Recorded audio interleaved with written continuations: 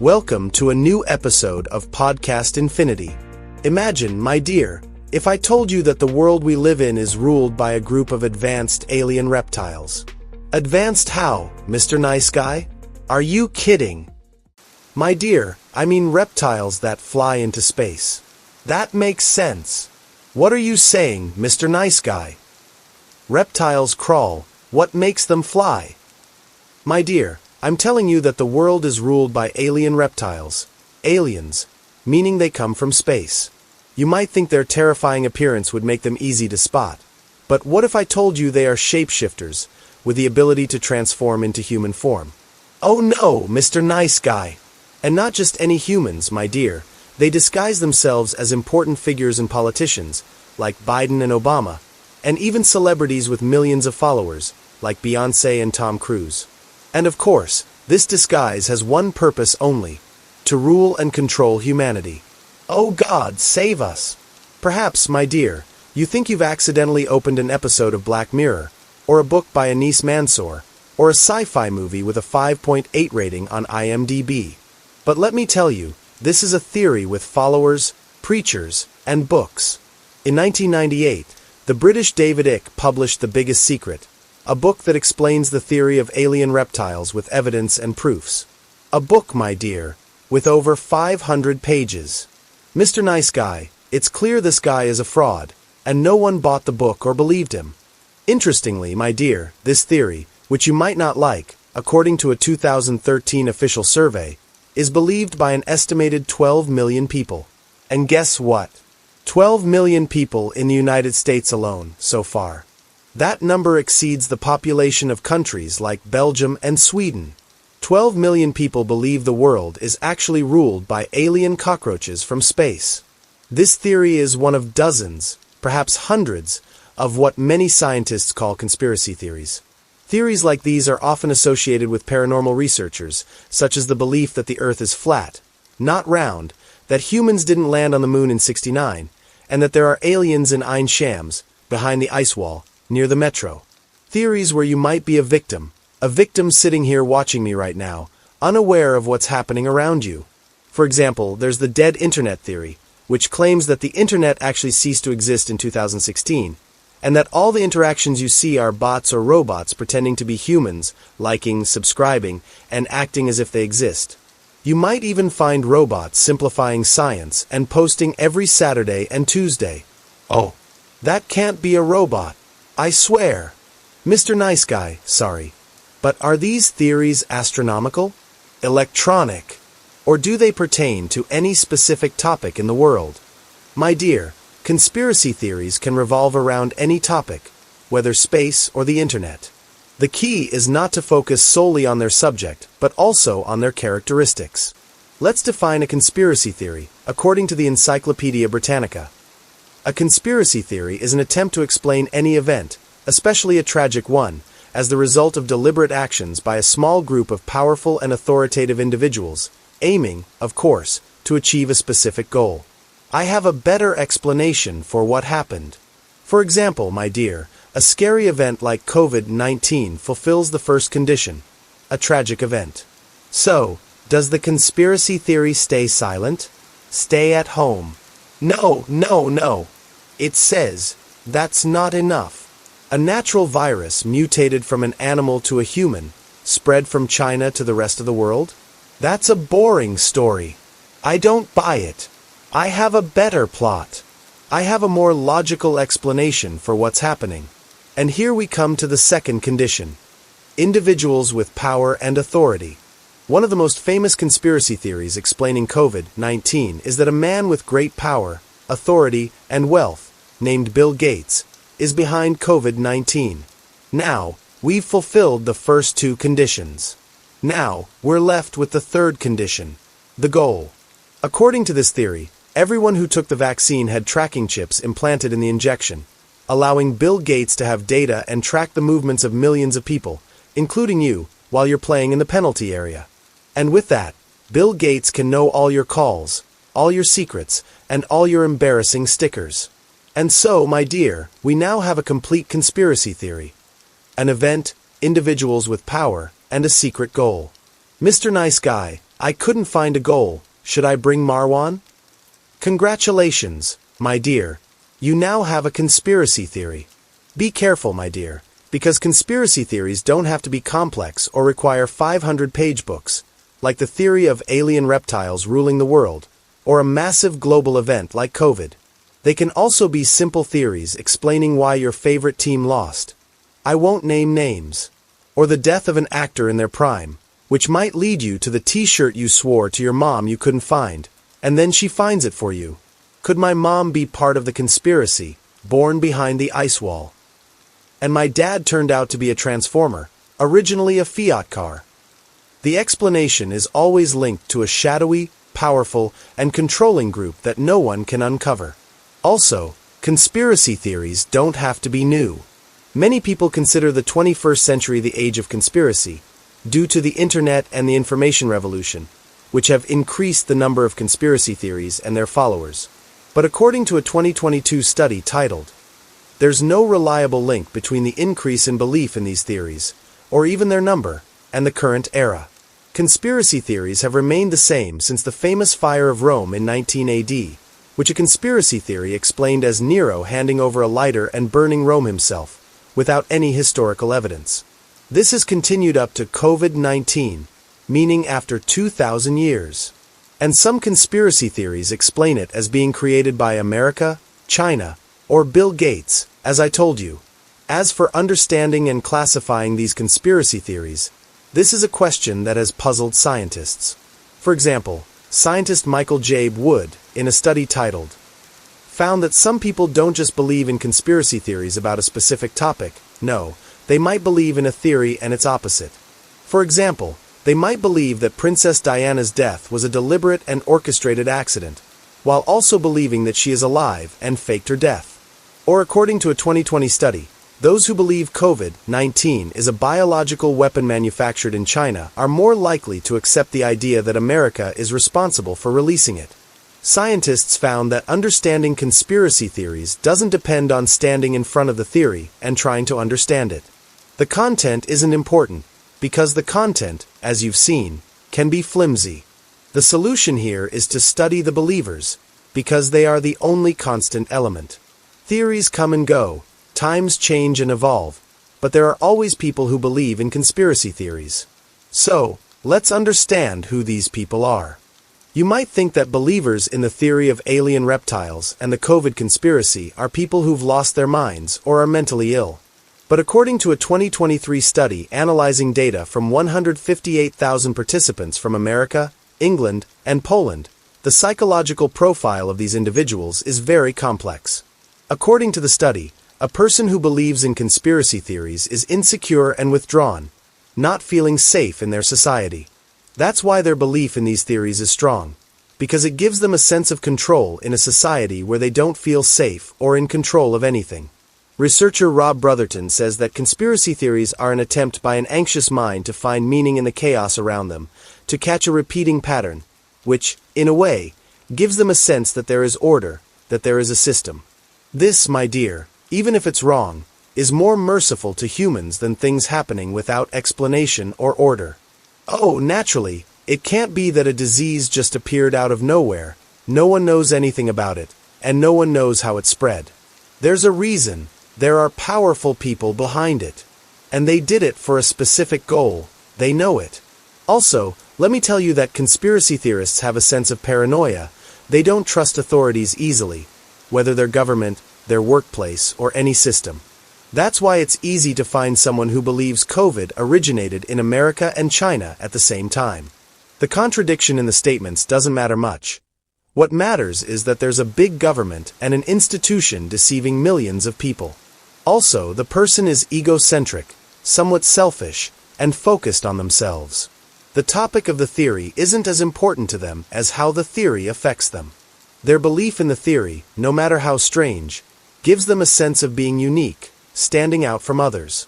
The people around them are all clueless, unaware of the conspiracy being plotted against us. All of this gives them a sense of superiority and self-confidence. So, Mr. Nice Guy, if these people have these traits, are they prone to believing any conspiracy theory? Exactly, my dear. Any theory, no matter how different its topic, must have certain characteristics. Because if that were the case, why don't all people who believe in conspiracy theories believe in the same theory? Why do they believe in different, sometimes even opposing, theories? Why do certain topics make a theory successful and popular, while others pass without any impact? Why do 12 million people believe that alien reptiles control the world? The reason, my dear, is simple. It's a good story, a good, different, and strange story. Imagine if I told you, America rules the world. What's that? That's common knowledge. That's a continuous present tense. What's different about that? The news tells us all day and night that America rules the world, and always China or Russia wants to take America's place. Expected. Now, bring me creatures from different galaxies, make them reptiles, and have them infiltrate. No, that's cool. That's an aliens movie. The story of the reptiles is similar to one of the oldest stories in human heritage, the Epic of Gilgamesh, which tells of the hero Gilgamesh, king of Uruk, who faces terrifying monsters threatening his rule. Researchers consider this the first hero story in human history, and based on its catalog, the epics of Hercules and Achilles were written. This epic has survived to this day because it contains a timeless theme. The theme of the underdog, the weak hero who triumphs over much larger monsters. This theme exists from David and Goliath, through the Lion King. The story of the alien reptiles, if we delve into its details, is a story of humans facing the archons, terrifying monsters that control minds through education and politics, and feed on humans like vampires, especially on the fear and hatred within them. A plot, my dear, where humans can never win. But if someone believes it, they become the underdog trying to inform people. Hurry, there's a big monster exploiting education and politics to deceive your minds. I'm the oppressed one in the heart of a difficult story, where everyone has been deceived and consumed, and I'm still standing. All conspiracy theories, to succeed, must be difficult and scary, and the believer feels like they are, in some way, a lone hero. And the more you disprove it, the more they believe in it because that proves the theory is correct. Standing in front of a well-crafted scenario, they might not win, but their sense of confidence, superiority, and knowledge has no limits. Alright, Mr. Nice Guy, we've learned about the theory, the traits of its followers, and its characteristics. And I promise, if I find someone convinced that reptiles rule the world, I'll leave them alone. I won't say it's wrong or right, because that will make them cling to their cause more. Let them deal with their problems. Finish, Mr. Nice Guy. We won't talk about this much longer. End the episode, and bring us an episode about Messi. My dear, let me ask you a sneaky question. If I asked you, what conspiracy theory do you sly one, believe in, what do you think it would be? What's going on, Mr. Nice Guy? I'm watching you, reading the sources, and I don't believe in these things. You, Mr. Nice Guy, are accusing me of ignorance, and I'm almost being consumed by toxic doses of awareness. The problem, my dear, is that one of the key traits of conspiracy theorists is that they are absolutely certain they don't believe in conspiracy theories. So, Mr. Nice Guy, does that mean we could all be like that? The truth, my dear, is that we all have conspiracy theories. What, Mr. Nice Guy? Does that mean we could all be part of a conspiracy theory? Well, my dear, there's a conspiracy theory that says we're all part of a conspiracy theory, but we don't know we're part of the same conspiracy. We, my dear, are living as if we're between two barber mirrors, with meta, everything and its reflection exists, and so on and so forth. In his book American Conspiracy Theories, Joe Asinski and his colleague Joe Parent say that conspiracy theories are something shared by all humans. You can't find a person who doesn't believe in at least one or two theories. Mr. Nice Guy, I've drunk awareness until I'm overflowing. No unscientific theory can infiltrate my consciousness. You're talking to your dear Francis Bacon. In his book Suspicious Minds, Why We Believe Conspiracy Theories, Robert Brotherton says that we all believe exactly what you're saying, my dear. We're objective and can never fall into the trap of these theories, thanks to our minds that can examine information and reach a logical conclusion. But what if, my dear, I told you that our minds are the ones deceiving us? In his book Thinking, Fast and Slow, Nobel Prize-winning psychologist Daniel Kahneman says that our minds operate with two systems: the slow, analytical, thinking mind, and a second, impulsive, emotional mind. According to a paper titled, Lorenzo Gagliardi says that we all don't believe we're victims of conspiracy theories because we think our first mind is always working. The mind that thinks, studies, and plans is the one that receives information first. But no, the second, impulsive, emotional mind is the one that quickly grabs it first. This leads us into what's called cognitive bias. The impulsive, emotional mind takes, analyzes, and thinks, and then, inside, number one says, we have an emotion of fear. Let me look for things that prove this topic is scary. It starts justifying it, but cleverly, like, what are the cosmic reasons? What are the logical reasons? What happened before what? What happened after what? Like that. Man, you came first, analyzed the information, left it to this, and then came to analyze it. After it's been processed. These cognitive biases are like being in love with someone. Everyone you know tells you she's no good for you. Your parents, friends, siblings, Chef El Sherbini, and Chef Allah El Sherbini all tell you she's no good. But you see the 10 flaws in her and focus on one trait. Her personality is nice. She's deceitful, manipulative, a swindler, and a usurer, lending with interest, and you know it, but she's tender. You ignore all that and latch onto her tenderness. That, my dear, is the most famous bias in history, the confirmation bias, where everyone talks about it to convince others that they're biased towards things that confirm their views. You're looking for what confirms your viewpoint, regardless of anything else. There's another bias called the bandwagon effect, where you do something just because everyone else is doing it. You choose your clothes, for example, because it's fashionable, without asking if you like it or not. Mr. Nice Guy, what I know is that the mind is a jewel. What's messing it up like this? Why does it fall into these biases? Why don't we think carefully? With the first system of thinking, analysis, and planning. The truth, my dear, is that your mind is protecting you. These biases, to it, aren't mistakes, but shortcuts, effective mental shortcuts. Instead of the brain dealing with and analyzing a lot of information, it can save time and do it like this. Why should everything in the world come to the brain, and it spends processing power and brain power, thinking about everything? That would waste time, even if it's not necessarily correct.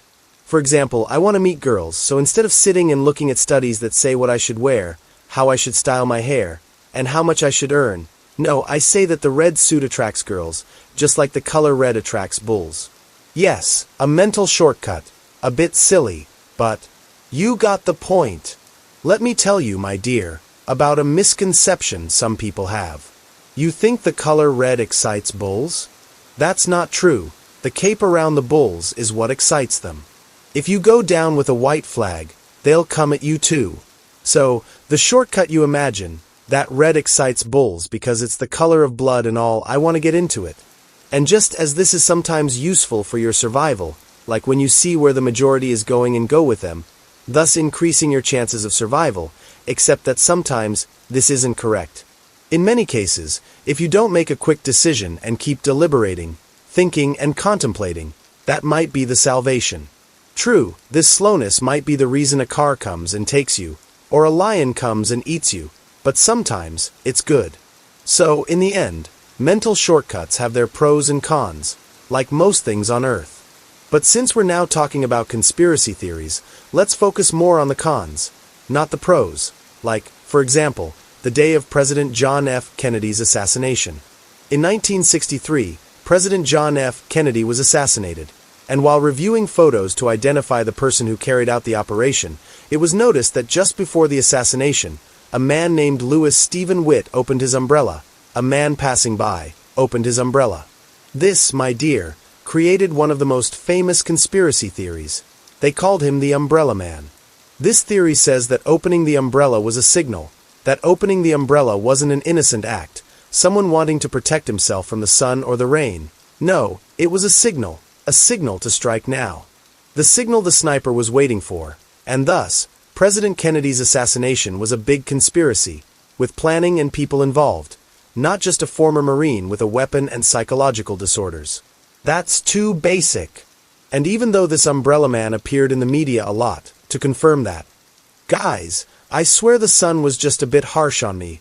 I opened the umbrella by chance. I swear, I'm just a passing man. But no, you gave the signal. This, my dear, is a fallacy we call the conjunction fallacy, the fallacy of conjunction. Two events happening at the same time, each separate from the other, and we create a cause and effect relationship between them. This fallacy is one of the most important pillars of conspiracy theories, events that have no relation to each other, but we create a scenario, put the two together, and create a relationship between them.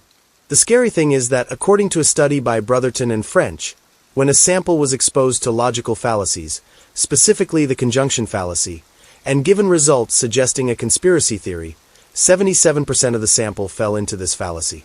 Can you imagine, my dear? We're talking about 80% of people. Can you imagine how our minds can deceive us? Another famous fallacy is the proportionality bias, which assumes that any massive and powerful results must have a cause as strong as them. For example, there's no such thing as COVID or a pandemic invading the world.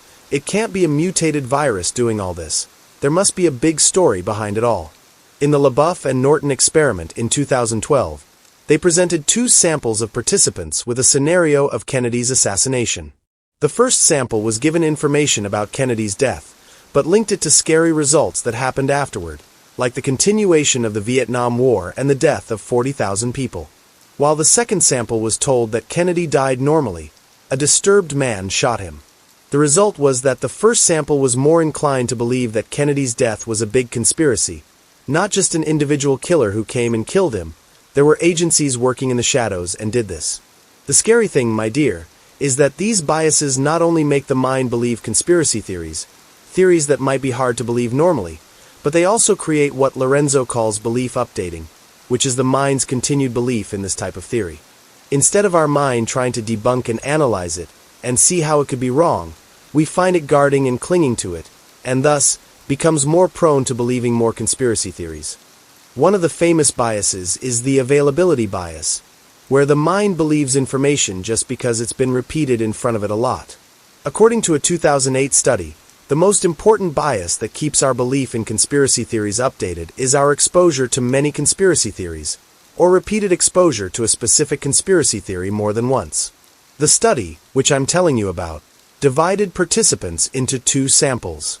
The first part was exposed to a conspiracy theory about Princess Diana's death, and the second sample wasn't shown a conspiracy theory explaining Princess Diana's death.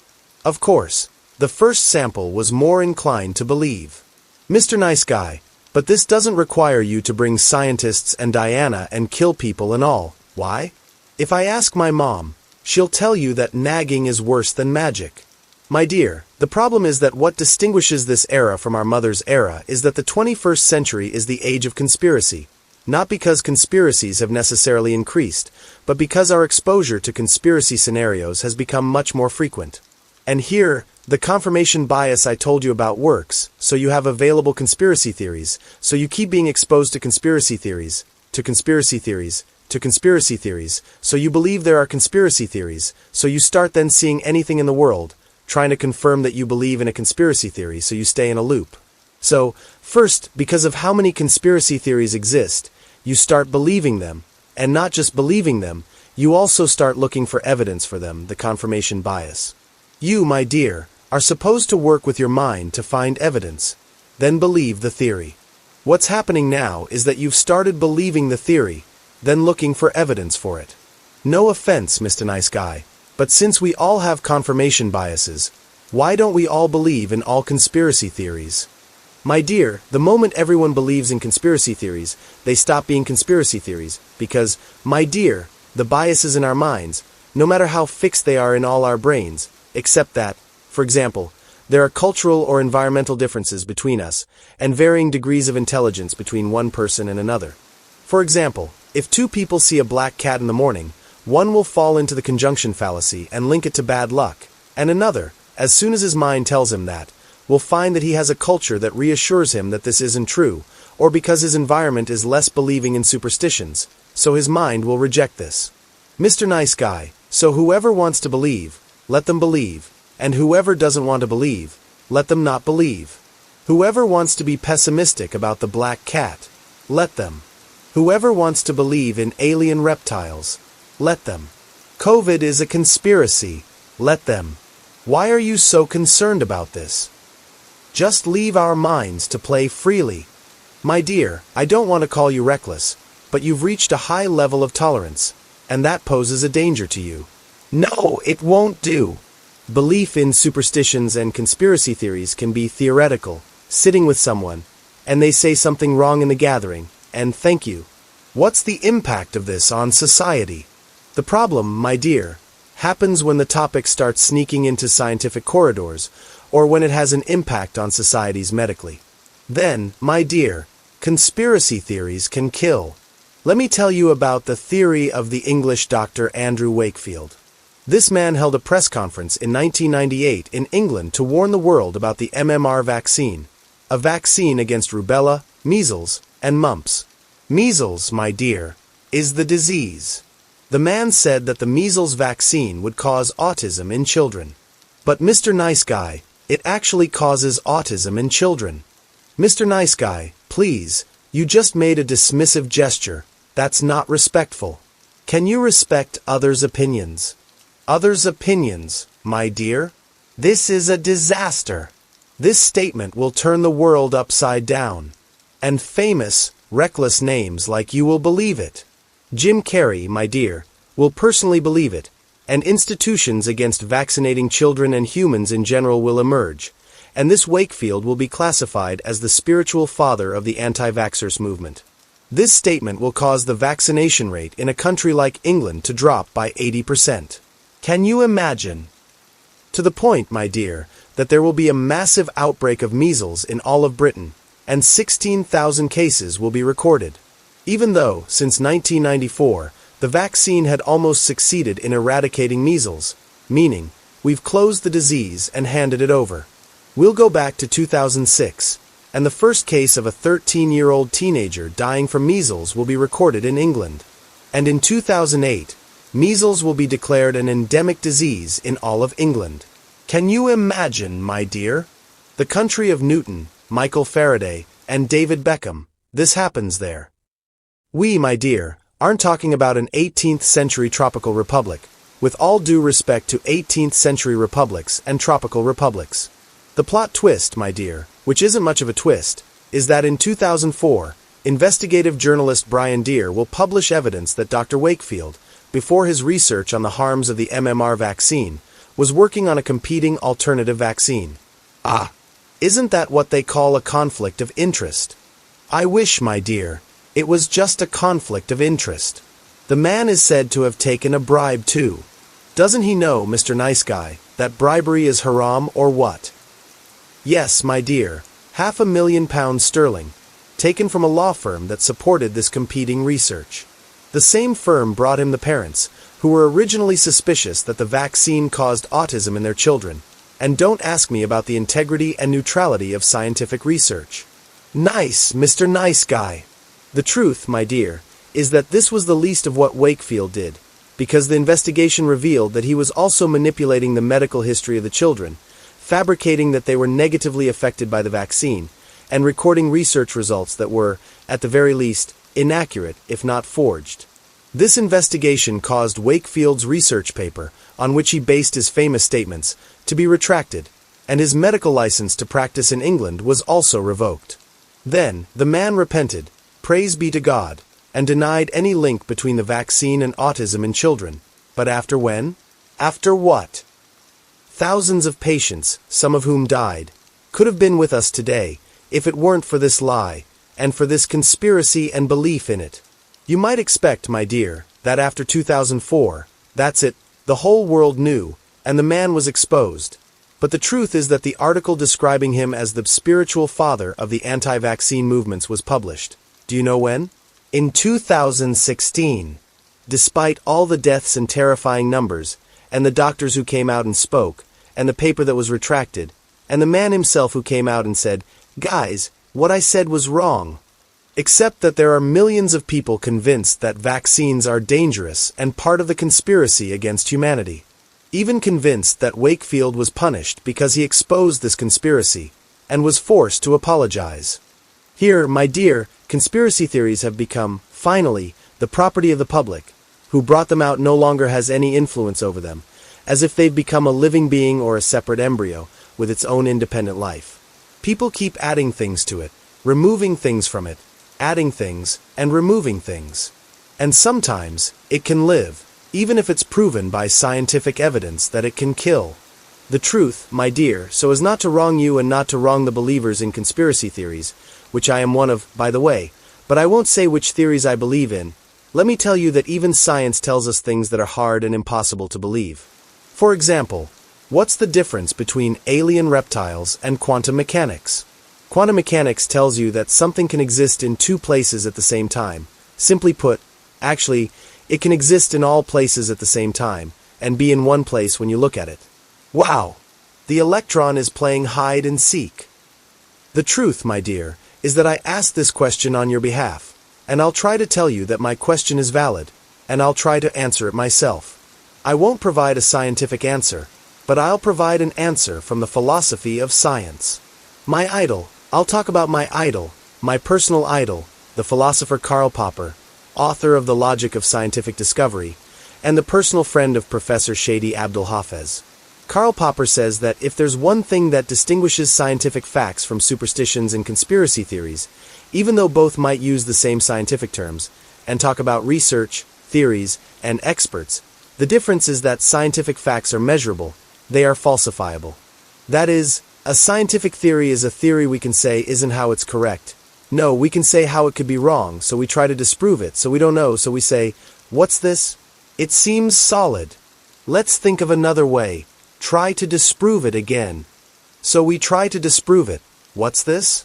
It doesn't get disproved. Like that. One scientist said, the problem with your theory is that it's not right.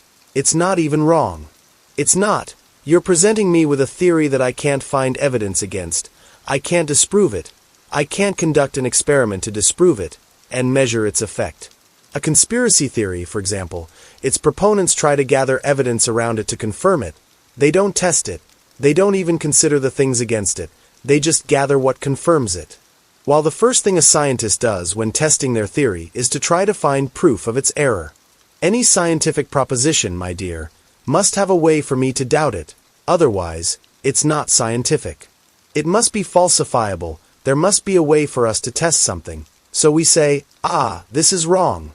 Because if I keep gathering things that confirm the theory, I'll never finish. Not only that, my dear, but scientific facts must be reproducible. That is, the result I see once, I can see it again, third, fourth, fifth, and then, my dear, it becomes a law.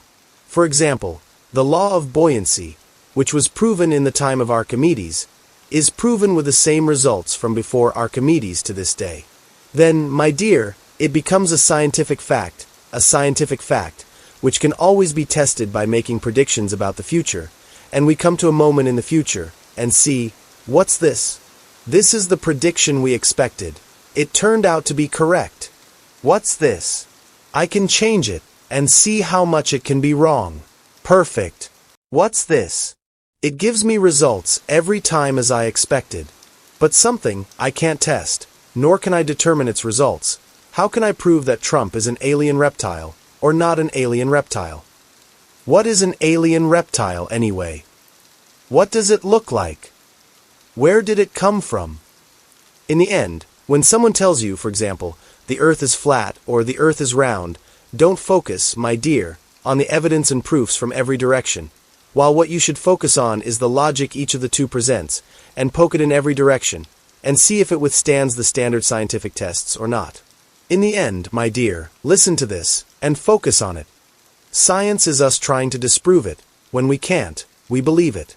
That's why scientific papers pride themselves on having gone through the peer review process.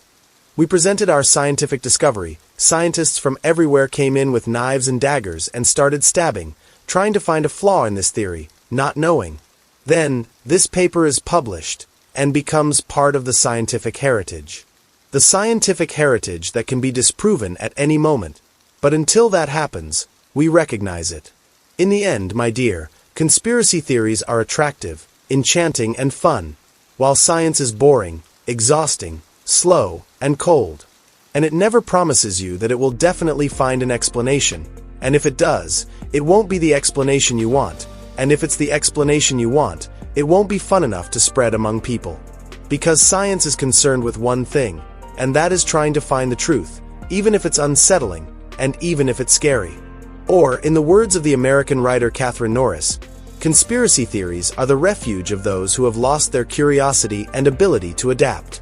That's why, my dear, science is when our curiosity overcomes our fear, and its strength is that it doesn't trust your mind, but puts it through 1,000 tests to prove its correctness, and if it fails all these tests, then it's not science.